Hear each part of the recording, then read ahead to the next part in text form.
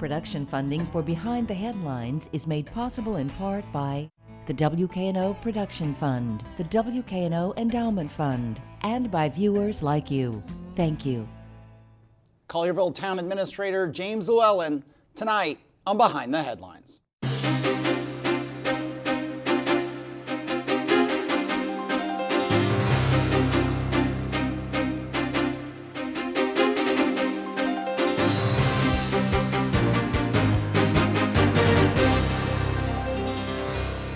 I'm Eric Barnes with the Daily Memphian. Thanks for joining us. I am joined tonight by James Llewellyn, the Collierville Town Administrator, retiring after 27 years. Thanks for being here.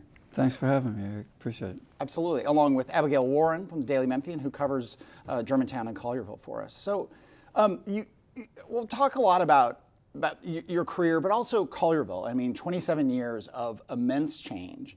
When you think about that and the change from when you started to now, what stands out? Oh, that's a hard question. It's just been my life for 27 years, and I think a lot about now. I think a lot about where I started, what it was like in 1995, and all that I've gone through, and all that the town's gone through all those years. And I'm really still struggling with how to try to put it all into perspective. Yeah. I mean, in 95 was '95 is about when I moved here. So Collierville was kind of, I mean, there were houses going up there. They were trying to build a hospital. It was just this massive influx of growth. At that time, did you think Collierville would grow as much as it ultimately has? Honestly, yeah, I did. I saw what was happening out there. I saw what was happening in the region. I knew Collierville was going to be a place that people were going to want to move to. I knew that there were a lot of good things happening, and I thought we were going to be a rapidly growing community. I pretty much expected what has happened. And do you think, will 27 years from now, when someone else is doing this show, will the town administrator come on and say, "Oh my gosh, it has doubled in size," or is Collierville, and I don't mean this in a bad way, is it kind of maturing in a sense of that kind of rapid growth and change? Yes, I think it is. I don't think that we can continue with that kind of rapid growth and that much development. The whole world of development has changed since 1995, and I think the pace of growth is slowing. I think we're going to continue on 200 to 300 new homes a year, some corporate office relocations, commercial. Who knows what the future of commercial development is going to be. We're still getting some quality products coming to Collierville on the commercial side, but it's hard to predict what retail is going to do over the next several years. Back in '95, I thought that there would be a lot more retail in Collierville by now. I think maybe everybody did. Right, but there was no Amazon. Right. Right. Or I don't think I'm showing my age, but let me bring in Abigail. Yeah, in 1990, Collierville was less than 15,000 and you came in '95. By 2000, it was about 33,000. So it doubled in size in those 10 years, and now you've got like 52,000. So it really has grown under the leadership of James. Can you talk a little bit about when you, in '95, when you were interviewed for the job, you were an assistant city administrator in Germantown. What was that like? I've heard that you almost didn't take the job.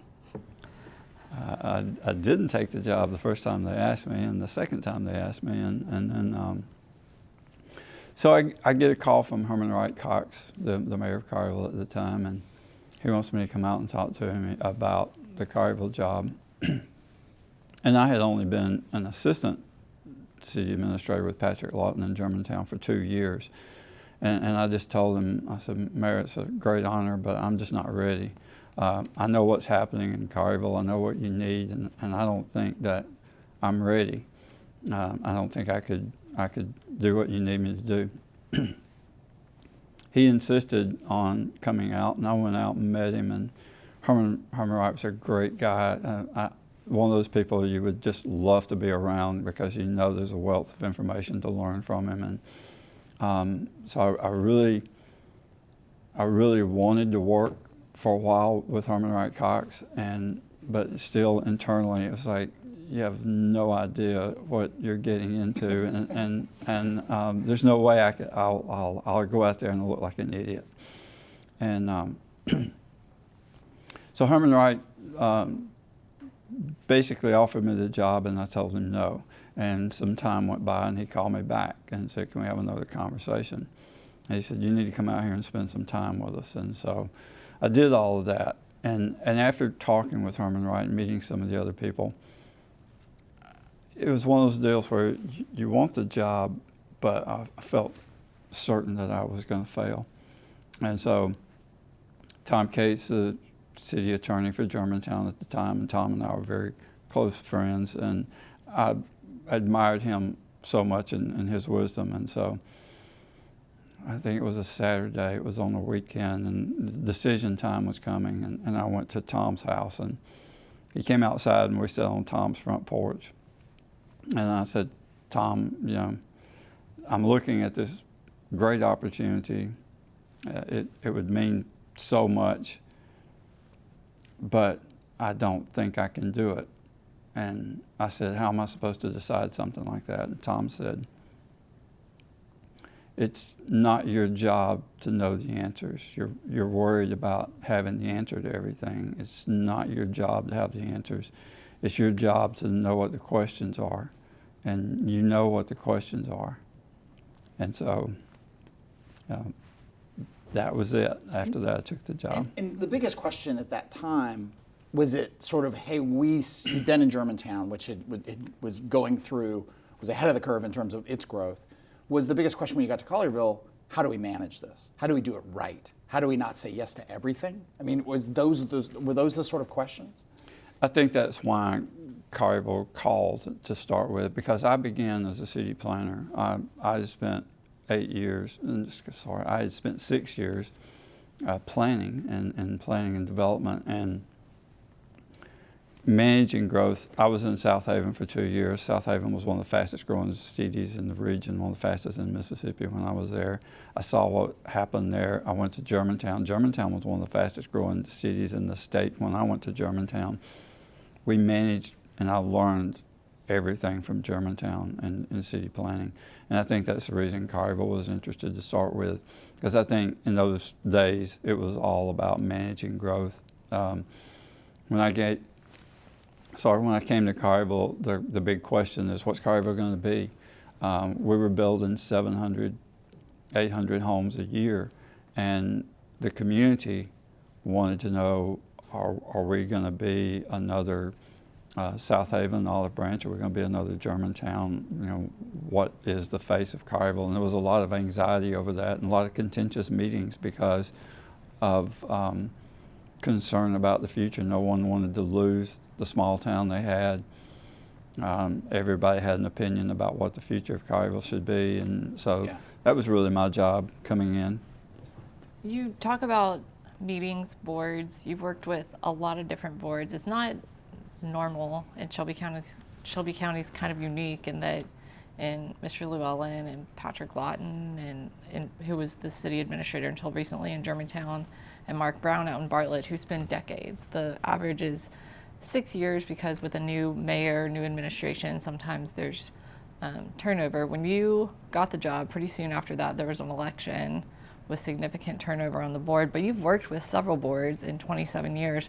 How do you manage those different personalities? Because you work at the will of the board. If the board says they don't like you anymore, you have to find a new job. So how do you manage those personalities?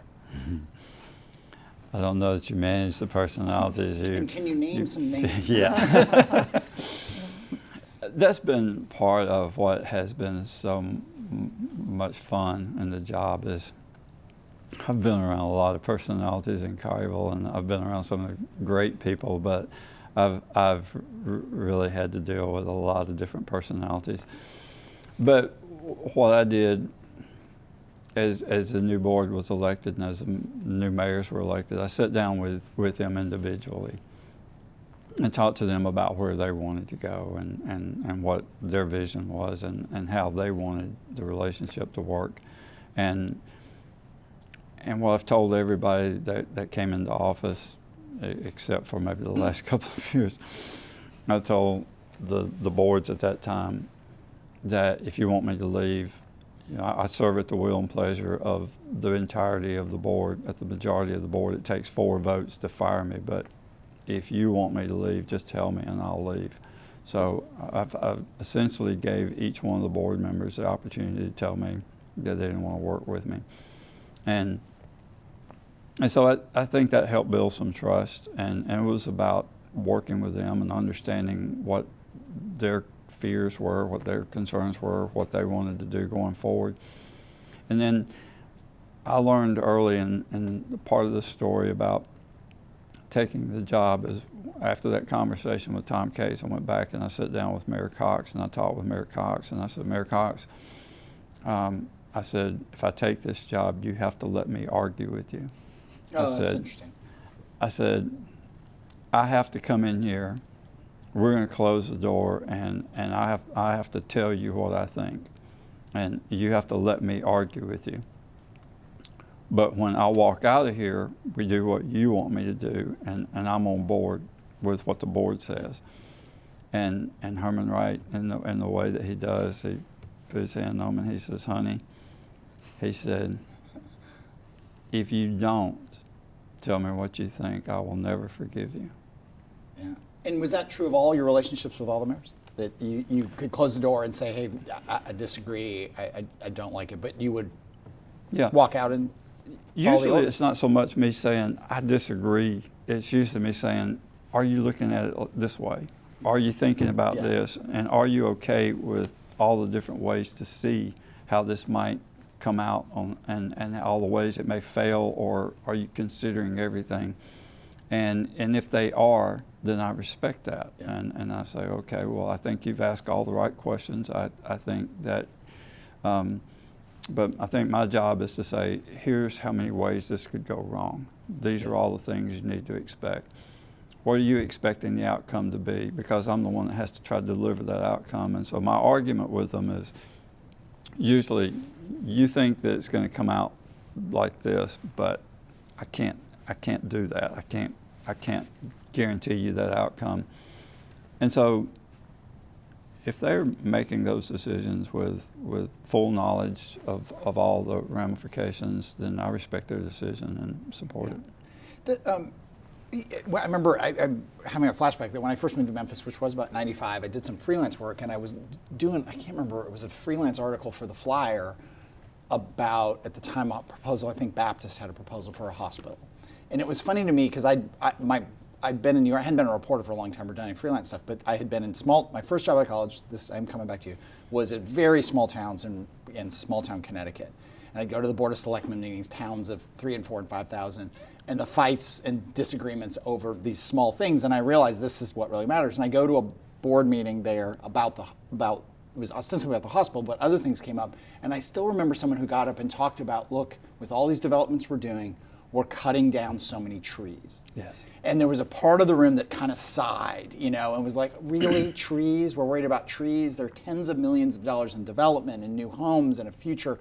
But also, when you look back on decisions like that, all that little, seemingly little stuff does say a lot about the character of a city. I mean, I live in Midtown. Midtown without trees would be an entirely different city, right? And so all those sort of decisions about roads and sidewalks and trees and the kind of boring stuff, that does make a neighborhood, it makes a town, it makes a city.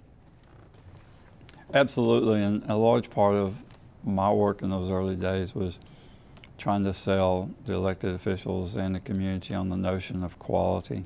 Yeah. To try to do the development in the right way, to have open spaces and proper setbacks. And it was all about the community design. Community design is extremely important. And we were trying to, sell the regulations and standards to get quality developments. And it was so hard to talk with people about cutting down trees to build houses, because the truth is, when you lay out lots to build houses on, you condemn the trees. You can save some trees, but when Midtown was built, they cut down all the trees. Yeah, people think of those grand oaks and all that as having been there forever, and that's really not the case. Yeah, they grow back. And so we emphasize tree planting, and we emphasize reforestation and setting aside areas and open spaces and natural areas so that we get the trees back. And I think as people began to realize that we did have an understanding of how to do it right, and that we were making developers do the very best quality that we could expect, I think a lot of the contentiousness started to go away. But there were several years where you had to show the results of your decisions. Part of what's so difficult in municipal government is that sometimes you can't see the results of your decisions for 4 years, 5 years, 20 years. And Right. you know, Yeah. you're selling a vision. It doesn't always look that way for a few years. You know. Yeah. 10 minutes left here. Abigail. Talk about a little bit. There are several amenities that have come, such as a hospital is something that was a huge get for Collierville when it came, but also Collierville Schools is in its 9th year, started 9 years ago. Can you kind of talk about those two things, big things that really came during your time? And you had a past with Baptist before they opened in Collierville, correct?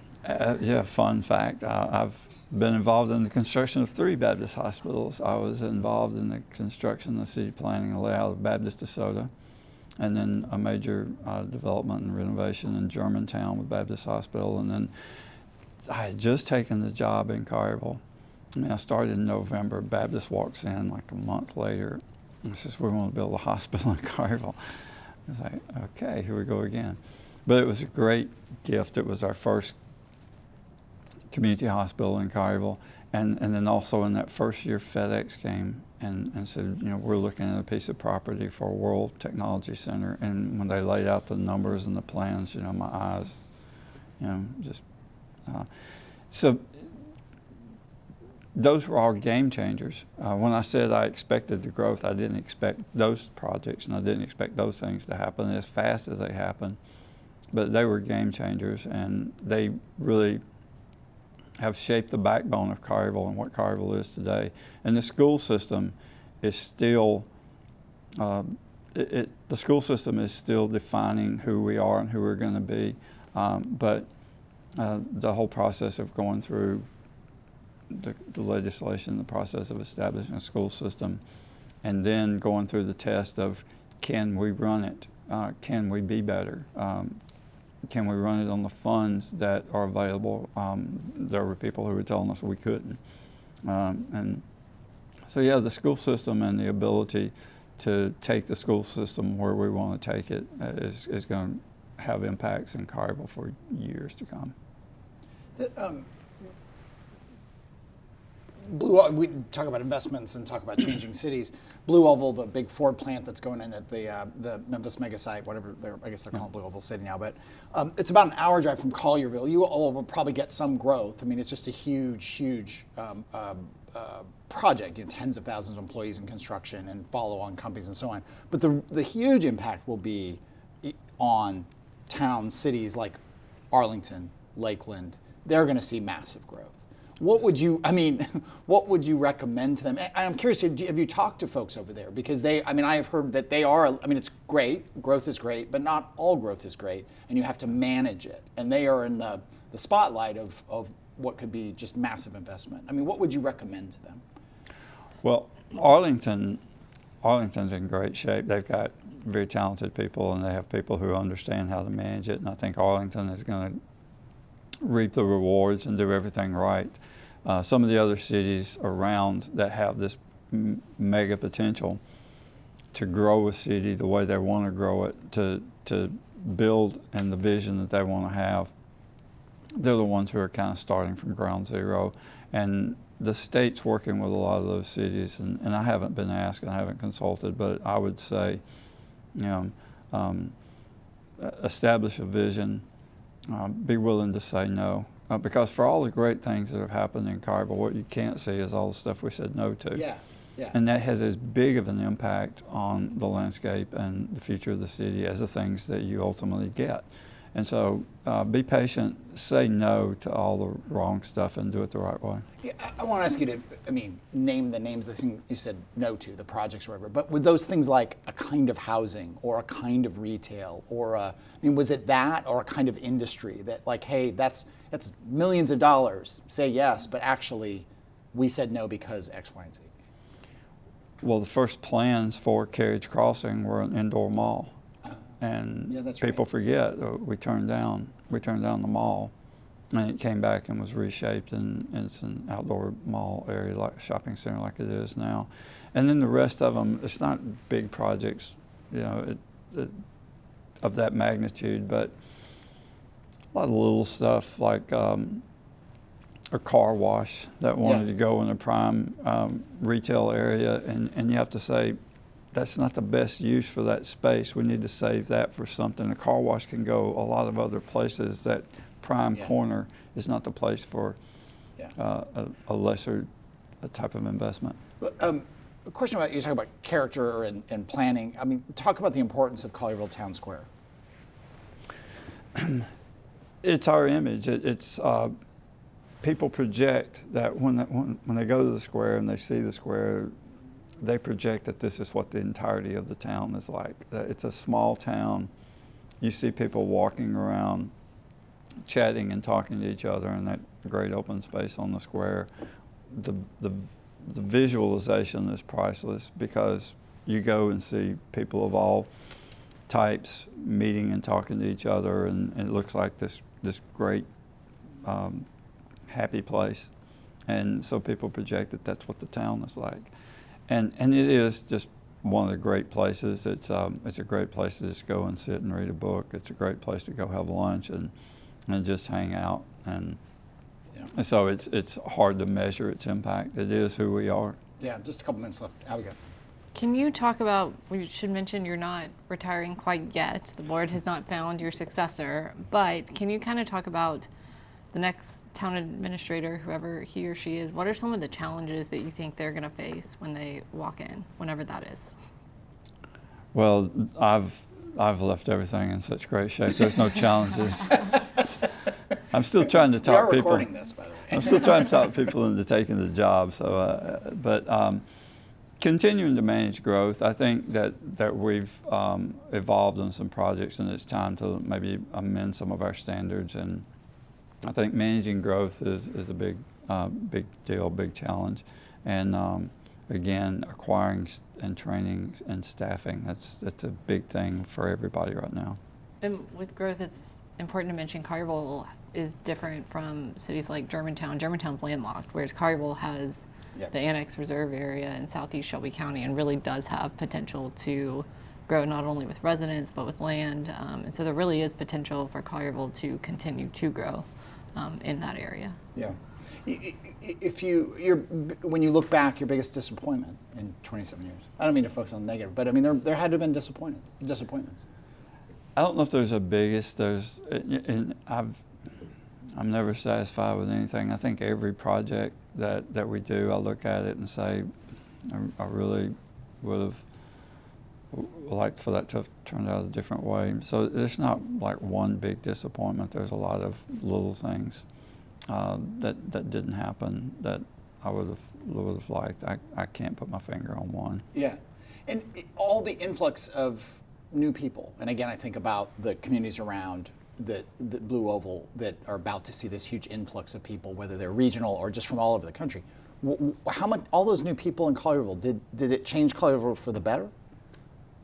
Well, I think it did. I think Collierville's a great community, and I think we do a lot of things in Parks and Recreation that it's Norman Rockwell Friday night, Norman Rockwell Saturday night. So you go to a football game in Collierville, or you go to the parks and watch what's happening with youth football, youth baseball, and soccer, and you see how families are interacting with each other and the athletics and things that are going on out there, and you realize we did something right. Yeah. Do you think, I think of Schilling Farms when you think about headquarters, do you think that there will be businesses that help Blue Oval, that maybe supply Blue Oval, that come to Collierville, maybe specifically Schilling Farms, maybe elsewhere in Collierville? Do you think Blue Oval has potential to impact businesses in Collierville? I absolutely do. One of the foundations of my philosophy is that businesses are going to go where talent wants to live. And I think we built a city around the people. We didn't build a city for commercial development. We built a place that people want to live, because as long as people want to live there, then businesses are going to follow. And I think a lot of headquarters are going to want to be in Collierville, because that's where the talent is going to want to be. And I expect that we'll get several businesses that are spinoffs or suppliers or supporters of Blue Oval in Collierville, because we've got a great school system, we've got a great place to live, great place for your children to go to school. What's next for you? Just a couple seconds left. Hopefully not much at all. I joked and I said I want to finish my third novel. And they said, "You're writing a novel?" "No, I'm just trying to read one." Nothing much. Do a little travel and But take you care. do plan to stay in Collierville? Yes, I'm not going anywhere. Oh, I thought that would have been a really bad note to end on. Thank you, James, and congratulations on your career. Thanks very much. Thank you, Abigail, and thank you for joining us. Join us again next week.